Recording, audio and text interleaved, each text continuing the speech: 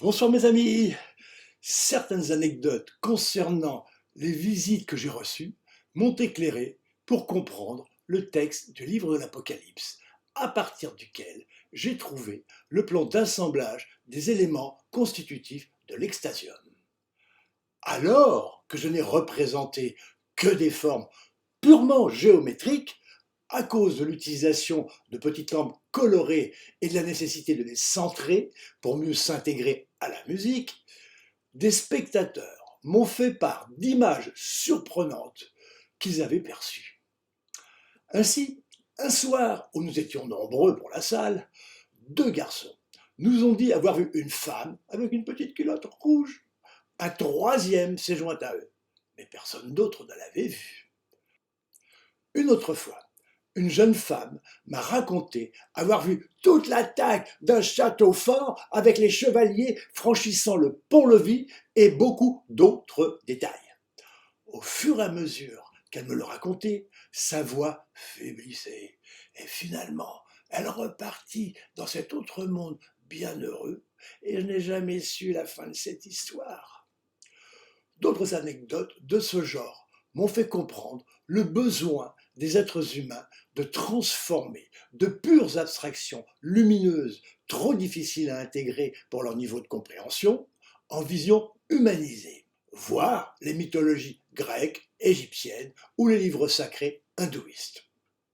C'est pourquoi je lis les descriptions de Jean dans le livre de l'Apocalypse avec beaucoup de recul, ce qui m'a permis de comprendre que derrière les scènes fantasmagoriques qu'il décrit, il y a de pures formes géométriques porteuses de messages à plusieurs niveaux de compréhension.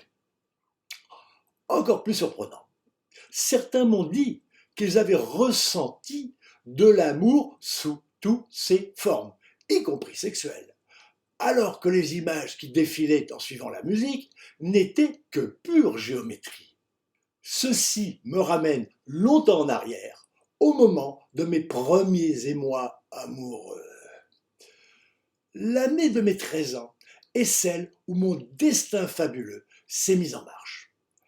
Il y a eu mon théâtre de marionnettes très éphémère, annonciateur de mes futures recherches et aussi d'autres épisodes. À cette époque, nous avions 3 mois de vacances scolaires. Le premier mois, en juillet, je suis parti camper avec mes parents à Briare, sur un terrain au bord de la Loire, tout près du célèbre pont Canal construit par Eiffel. Après quelques jours, ils sont repartis à Courbevoie et m'ont laissé sous la surveillance des gardiens du camping. J'étais copain avec leur fils aîné, un peu plus âgé que moi. Un soir où nous avions décidé d'aller faire un tour en ville, au moment de franchir la barrière, on entendit un gros fouf. À l'arrière du camping, il y avait un ancien canal, et c'était la jeune sœur de mon copain qui venait d'y tomber. En voyant la scène, j'étais complètement tétanisé et ne pouvais plus bouger. Heureusement, mon copain a réagi immédiatement et a sauvé sa petite sœur.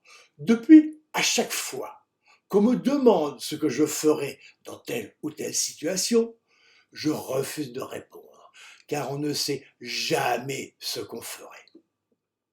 Au mois d'août, mes parents sont revenus me chercher et nous sommes allés faire du camping sauvage dans les montagnes d'Andorre et un petit tour en Espagne.